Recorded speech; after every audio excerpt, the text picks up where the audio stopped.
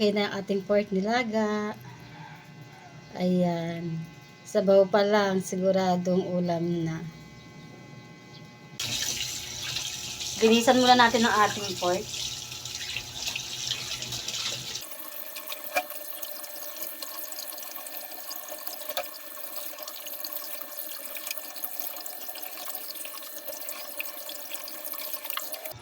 Ayan, malinis na. Ihanda naman natin yung ating mga gagamitin. Ayan, meron tayong pechay. Ayan, pechay.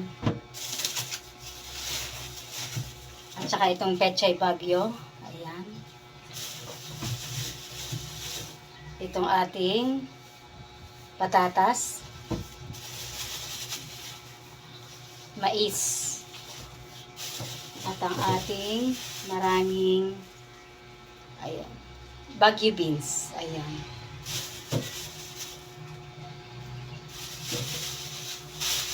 Magbalat muna tayo ng ating patatas.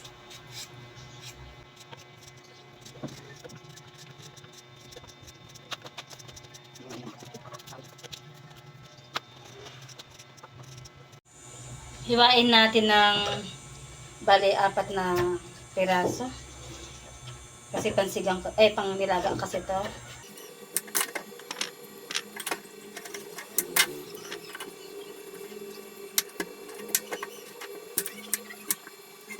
Ating mais.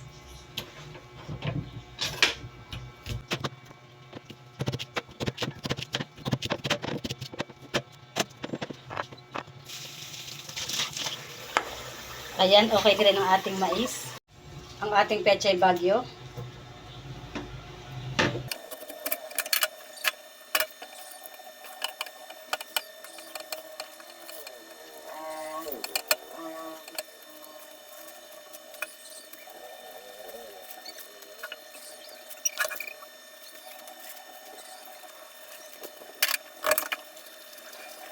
Ayan, okay na rin ang ating gulay.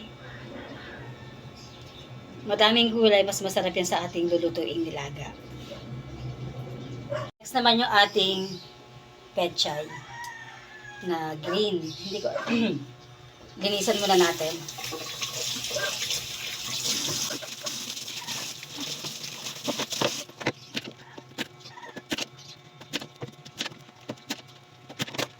Okay na ang ating mga gulay, nahanda na natin. Ito pa pala yung ating bagyo beans.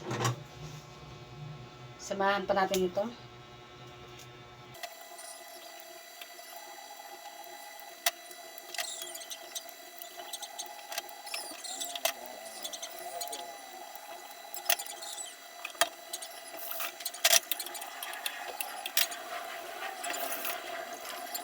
Pakulo na pala ako ng tubig. Ayun, tingnan natin. Okay, kumukulo na. Ilalagay na natin ang ating sibuyas. At ang ating tanglad. Isabay na natin sa pagpapakulo ng tanglad ang ating pork.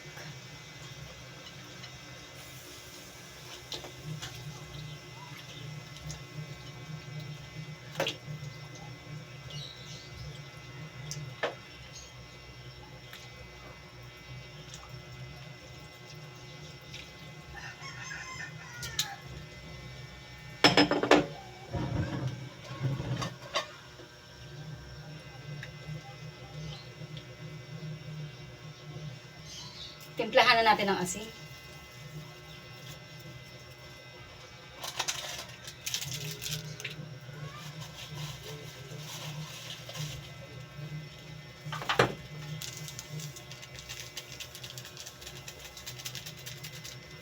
Paminta.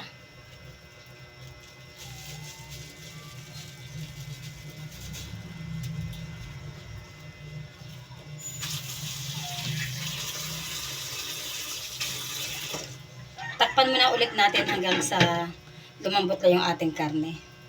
Pinapakulo po natin or pinapalambot pa natin ang ating pork. Ayan, ito pala yung aming backyard.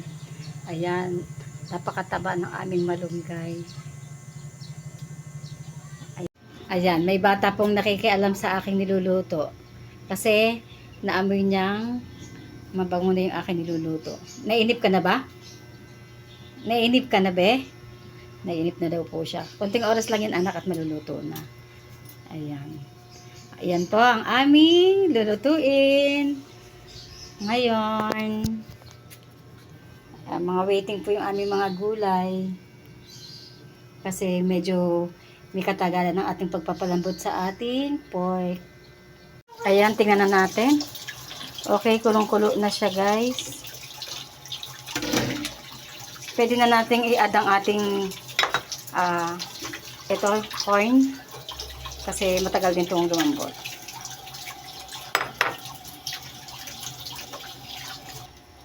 Takpan muna lang ulit natin para dire-diretso yung papapalambot natin sa kanya. Ayan, itest nga natin ang ating pork kung ito ay malambot na. Okay, pwede na. Malambot na siya, kaya isusunod na natin ang ating patatas. Ito na yon. Hindi natin pwedeng pagsabay-sabay ng gulay natin kasi baka ma-overcook. Ayan. Takpan muna natin. Palambutin muna natin ng bahagya ang ating patatas. Then, next na natin ang ating Baguio beans. Ano ulit natin? Ayan. Kumukulo pa rin siya. Dire-diretso yung pagkulo niya. Next na natin ang ating Baguio beans.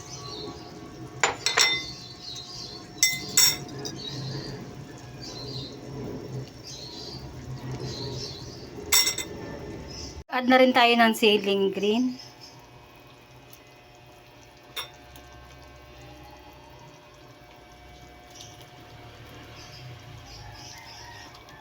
Ayan, takpan muna ulit natin. Add pala tayo ng pork cubes para pandagdag lasa natin.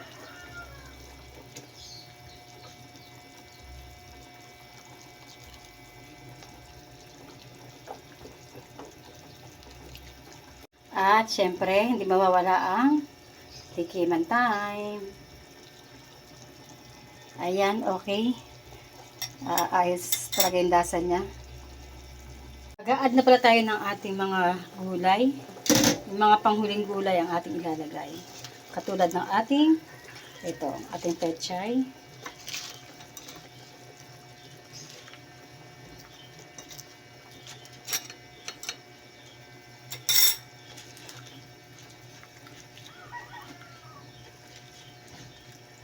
And next, itong ating pechay Baguio. Ayan. Ayaw kasi ng asawa ko ang repolyo. Mas gusto niya itong pechay Baguio. Mas maraming gulay, mas masarap. At syempre, mas healthy.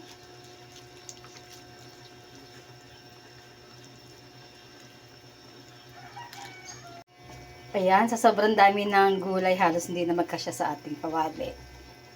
Pero mas okay, mas maraming gulay. Kasi alam niyo naman, mas masarap ang maraming gulay at saka maganda rin talaga sa ating katawan.